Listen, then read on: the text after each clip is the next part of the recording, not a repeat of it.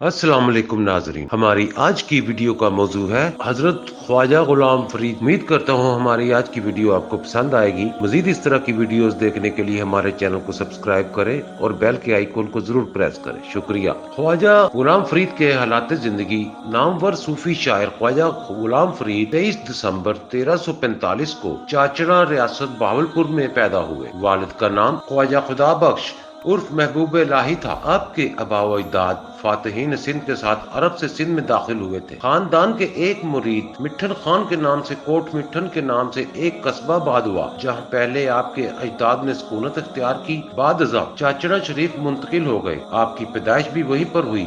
8 बरस की उम्र में वालिद का इंतकाल हो गया, जिसके बाद आप 4 साल तक शाही महल में नवाब खानदान की सरपरस्ती में रहे। रियासत बावलपुर के नवाब खानदान के तमाम अफराद आपसे गहरी अकीदत रखते थे और आपके मुरीदैन में शामिल थे। बाद में 13 साल की उम्र में चाचड़ा हाजिर होकर बड़े भाई ख्वाजा गुलाम फखरुद्दीन के हाथ पर बैत की, जो एक बहुत बड़ी रूहानी शख्सियत थे। आपने उनसे रूहानी फैज हासिल किया। 27 साल की उम्र में बड़े भाई का भी इंतकाल हो गया, जिसके बाद आप खुद मसनद नशीन हुए और वालिदैन से मिलने वाले रूहानी फैज को जारी रखा। ख्वाजा गुलाम फरीद ने मसनद नशीन होने के बाद रोजाना की बुनियाद पर लंगर खाने का एहतमाम किया। आप बहुत सखी दिल और दरवेश सिद्ध इंसान थे। आपकी सखावत का ये आलम था कि आपके पास जो कुछ होता था शाम तक लोगों को बांट देते थे और खुद गंदम की रोटी और गाय के दूध से गुजर बसर करते थे। ख्वाजा गुलाम फरीद ने अपने रूहानी तजर्बात को शायरी के जरिए आम लोगों तक और अपने चाहने वालों तक पहुँचाने का फैसला किया और सराइकी जुबान को जरिया इजहार बनाया। काफी आपकी शायरी की सबसे नुमाया सनफ है, जिसको सराइकी अदब का बहुत बड़ा सरमाया समझा जाता है। आपकी शायरी तसव्वुफ और मार्फत के खजानों से भरी हुई और इसमें तसव्वुफ की नुमाया झलक नजर आती है। जिंदगी के मामलात का कोई जाविया ऐसा नहीं जिसका अहाता इनकी शायरी में ना किया गया हो। इस हवाले से ख्वाजा गुलाम फरीद के यहाँ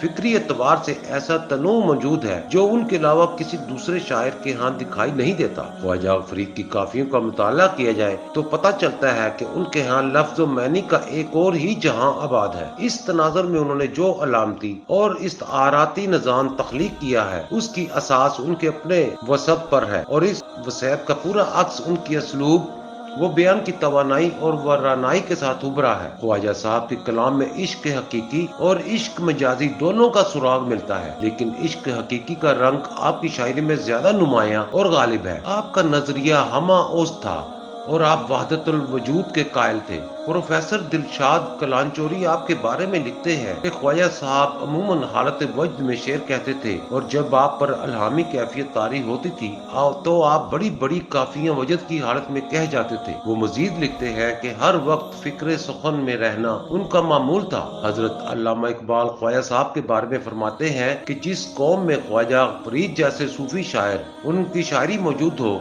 तो इस कौम में इश्क मोहब्बत का ना होना ताज्जुब का बायस है। इसलिए आपकी शायरी में हुस्नो इश्क का चर्चा भी मिलता है। मौलाना कौसर नियाजी के बकौल ख्वाजा साहब सराइकी जुबान बोलने वालों और सराइकी इलाके के लोगों के रूहानी बादशाह हैं और आपकी शायरी लाखों दिलों पर राज करती है।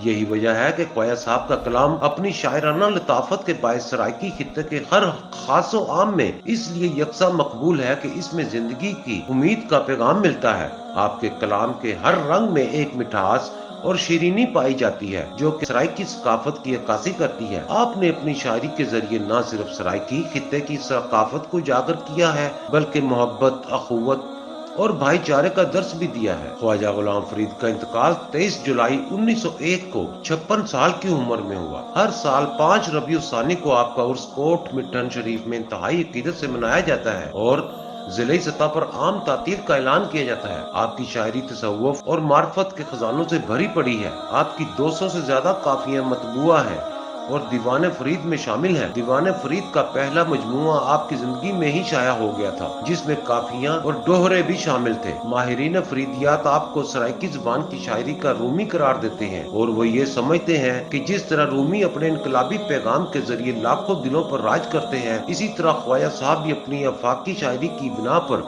वसीयत के लाखों दिलों पर राज करते हैं। ख्वाजा फरीद ने 7 जुबानों में शायरी की है, मगर सबसे ज्यादा पजीराई उनके सराइकी कलाम को मिली है। हजरत ख्वाजा फरीद के पाए का शायर 100 साल बाद भी सराइकी वसैत में पैदा नहीं हुआ।